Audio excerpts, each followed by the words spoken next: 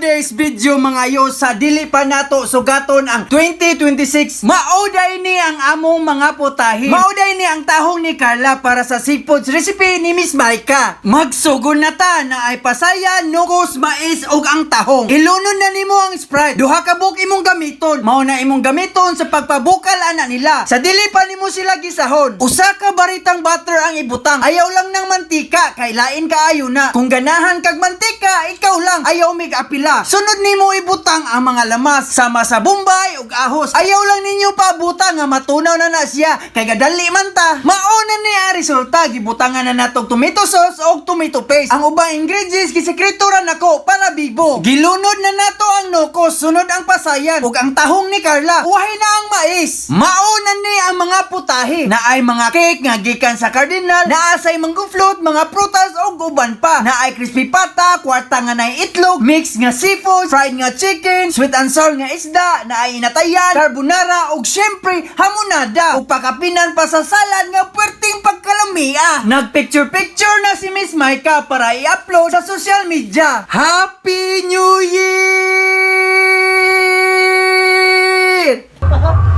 Hi mo guys! Hi.